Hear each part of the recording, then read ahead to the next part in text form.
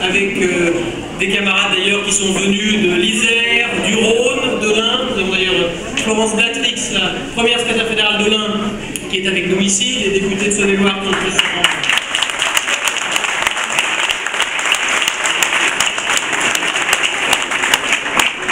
Les députés de Saône-et-Loire qui ont pu se rendre disponibles, Philippe Baumel, Cécile Untermaier, évidemment notre hôte Thomas Thévenoud, le président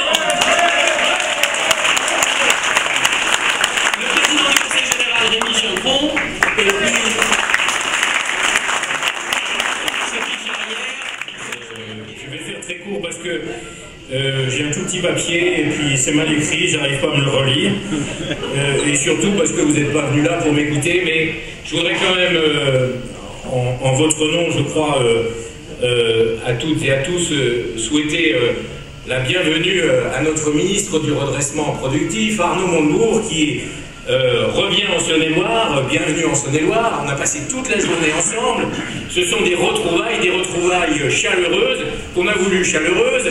On avait prévu finalement trop peu de chaises. Je veux remercier en tout cas toutes celles et tous ceux qui ont organisé cette réunion.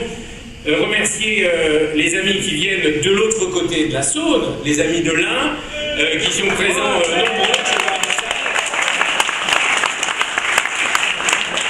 Je pense pour ma part que nous avons beaucoup de choses à faire ensemble, politiquement, économiquement, et que nos territoires ont un destin commun, un destin lié. Remercier également les camarades et les amis qui viennent du Rhône, j'en vois quelques-uns qui sont présents ici. Les remercier d'avoir fait le déplacement. Nous sommes ici à Crèche-sur-Saône, dans un canton, celui de la Chapelle de Guerchet, et je le disais à Arnaud en venant, nous avons parcouru une partie du canton pour éviter les embouteillages du vendredi soir sur la zone des Bouchardes. Nous sommes ici dans un endroit où nous allons porter notre effort politique. C'est un endroit où il faut que nous partions à la reconquête politique, et c'est la raison pour laquelle nous avons choisi de faire cette réunion ici à Crèche-sur-Saône. Pourquoi la reconquête politique? Et moi je ne dirais qu'un seul mot, c'est ce mot de reconquête. Parce que j'en ai assez qu'on baisse la tête, j'en ai assez qu'on s'excuse. Je veux qu'on redresse la tête, d'où cette réunion, parce qu'il y a des militants, des sympathisants qui ont besoin de ce genre de réunion pour redresser la tête, pour repartir en avant. Ce gouvernement fait des choses, il faut les dire, il faut les expliquer. Ce gouvernement a du courage, ce gouvernement a de la cohérence. Arnaud le montre, il a la cohérence et la ligne de celui qui veut partir, oui, à la reconquête industrielle de nos emplois perdus. La droite, pendant 10 ans, a assisté les bras ballants à l'hémorragie d'emplois industriels dans ce pays. Et lui, ministre du redressement productif, autrement dit ministre de l'Industrie, c'est la première fois depuis 25 ans que nous avons la chance dans ce pays d'avoir un ministre de l'Industrie, se bat pour faire en sorte que ce pays, la France, ne soit pas seulement une belle carte postale. Un pays où l'on vient parce qu'il y a des bons restaurants, des chambres d'hôtes. C'est très important les restaurants, les chambres d'hôtes, mais nous avons besoin aussi de produire dans notre département, dans notre région, dans notre pays, de produire des biens industriels, des biens agricoles, faire en sorte que ce pays soit un pays de production. Le pays qui ne produit plus se retrouve dans la main de celui qui produit. Alors la ligne, la cohérence, l'action ministérielle que mène Arnaud, pour notre compte, c'est celle donc du redressement productif, de la reconquête industrielle. Moi je veux le remercier parce que c'est difficile. Évidemment, quand on est ministre de l'Industrie, par les temps qui courent, avec le chômage qui augmente, ben souvent on fait l'appel à lui quand il y a des mauvaises nouvelles. Et il répond présent. Et je veux le lui dire aussi. Et le remercier parce que nous étions tout à l'heure avec les salariés d'Oxo. 400 salariés à Cluny, pas très loin d'ici. Il y a même des gens ici à Crèche-sur-Saône qui tous les matins prennent leur voiture pour aller travailler chez Oxo. Et Arnaud, moi, les élus du Clunysois se battent pour trouver un repreneur à cette entreprise. Se battre, relever la tête, reconquérir, repartir en avant. Moi, je crois que c'est notre rôle de militants et de sympathisants. Donc, le message que nous voulions t'adresser, Arnaud, ce soir, ici à Crèche-sur-Saône, avec l'ensemble des amis députés qui ont fait le déplacement et que je veux remercier chaleureusement. Cécile Untermaier, députée de la Bresse.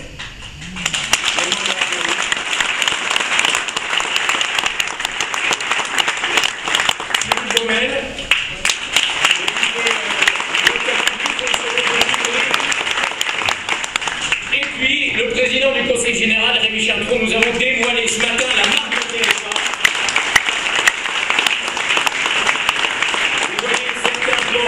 pas une médaille au revers de la veste ou du blouson ou du chemisier, mais porte un gros badge avec la marque de territoire, la marque Saône-et-Loire Creative Lab. Voilà, c'est notre marque de territoire, c'est notre talisman autour duquel nous allons nous rassembler pour partir à la reconquête. Alors ce soir, je vous appelle, oui, à redresser la tête, à repartir de l'avant. Il pleut, il y a de l'eau, mais de toute façon, le printemps est inexorable et le printemps, c'est toujours la bonne saison, la saison de la gauche. Merci.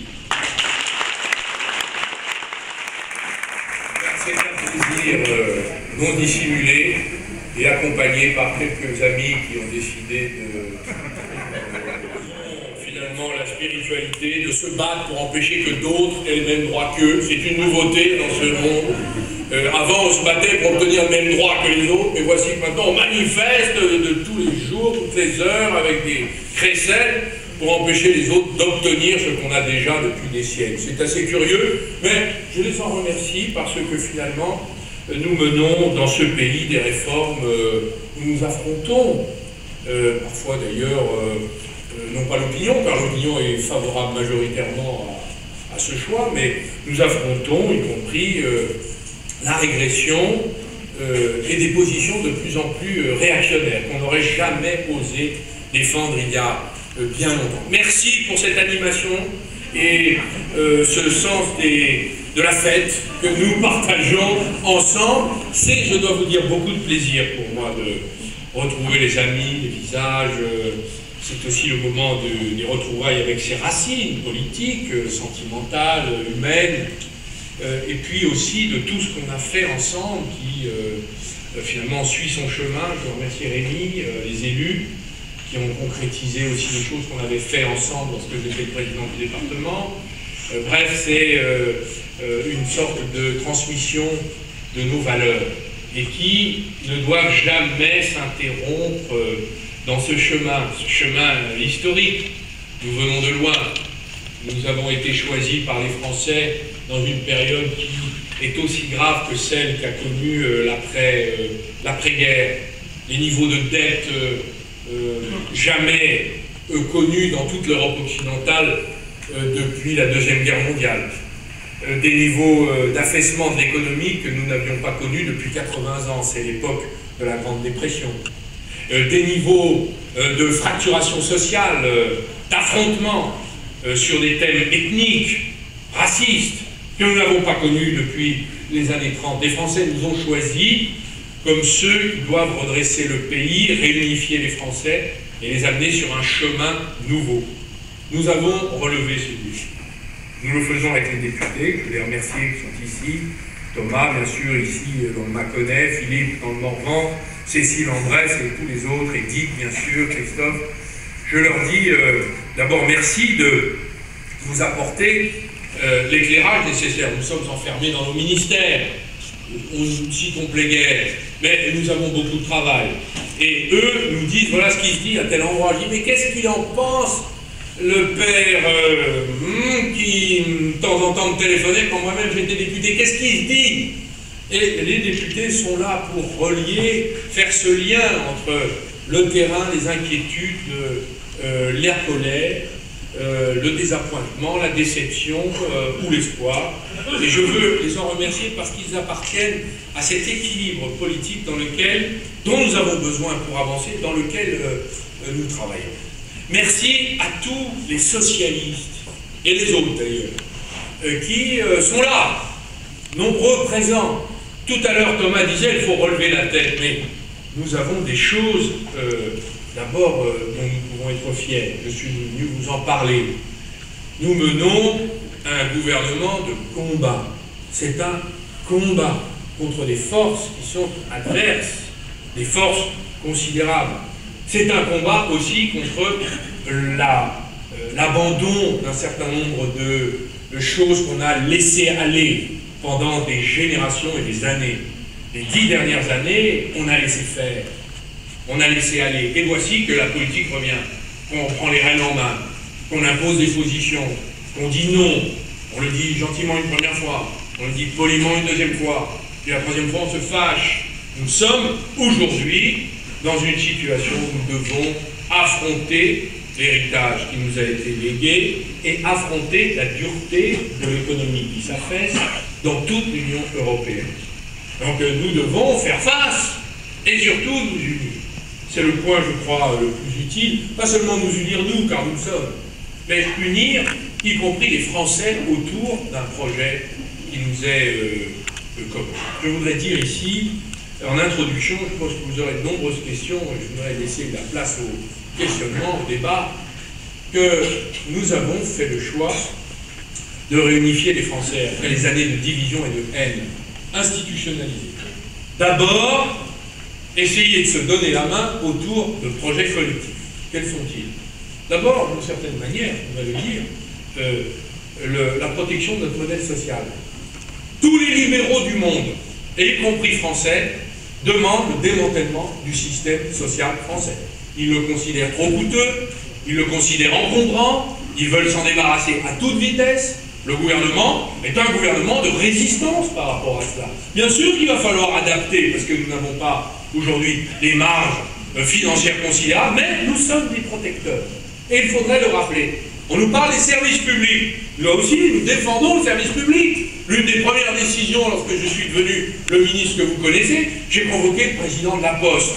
J'ai dit, Monsieur le Président, vous vous souvenez de vos exploits en Saône-et-Loire? Lorsque nous avions l'écharpe tricolore, il y avait 2000 personnes devant le directeur de la Poste, votre mandataire, et qui est reparti par le premier TGV. Est-ce que vous vous souvenez des batailles pied à pied dans les villages ruraux? Est-ce que vous vous souvenez comment les territoires, les gens ont été maltraités? Eh bien, aujourd'hui, que faisons-nous? Nous protégeons l'intérêt du monde rural. J'ai demandé la suspension des mesures, et obtenu la suspension des mesures de défaisance. On ne peut faire qu'avec l'accord. Et j'ai demandé à tout maire, toute commission départementale qui constaterait des mesures de défaisance du service public de m'en avertir, de manière à ce que la Poste retrouve l'équilibre. J'ai vu que les salariés de la Poste eux-mêmes s'inquiétaient. J'ai entendu d'ailleurs la vague, la clameur, l'inquiétude des organisations syndicales, des salariés. C'est une entreprise de service public qui est en crise. Nous devons, là, lui redonner sa fierté et sa force. Notre travail est de protéger, de défendre, mais aussi de passer à l'attaque et à l'offensive. Et c'est de cela dont je voudrais vous dire un mot ce soir. Oui, nous avons un projet pour la France. Nous voulons reconstruire une économie puissante, qui nous donne de la force, qui assure notre prospérité, qui nous permette de financer nos retraites, nos allocations familiales, notre assurance maladie. Nous avons besoin d'une économie puissante, productive, exportatrice, compétitive. Pourquoi faire? Pour assurer non seulement notre prospérité à tous, de l'emploi pour les jeunes, qui sont aujourd'hui les premières victimes avec les plus de 55 ans du chômage, mais aussi pour assurer notre rayonnement mondial, notre réseau diplomatique, notre puissance militaire qui est fort utile dans les moments d'inquiétude et de tensions géopolitiques, notre rayonnement culturel dans le monde, la défense de notre langue. Nous avons besoin de reconstruire notre appareil productif. Le président de la République a imaginé le mot redressement productif. On dit, mais qu'est-ce que c'est que ce mot barbare? Qu'est-ce que ça veut dire? Redressement, je crois que tout le monde comprend. Productif, oui, nous sommes un pays, comme le disait Thomas, qui a pris l'habitude de considérer que produire c'était accessoire. C'est après tout ce qu'on fait, nos engueulades politiques, les festivals, la puissance touristique, la gastronomie, c'est très bien, ça appartient à la France. Mais il y a tout ce qui a permis que nous soyons tout cela, et qui est d'abord à la base un pays qui ne produit pas, ne produit plus, et dans la main des autres nations qui, elles, produisent. Elles inventent les technologies de demain, les produits de demain. Elles créent des emplois à notre lieu et place. Donc cette mobilisation nationale autour du Made in France. C'est un mot en anglais, mais tout le monde comprend ce que ça veut dire, car depuis des générations, chacun sait que quand il lit Made in China, il sait bien que ça n'est pas Made in France.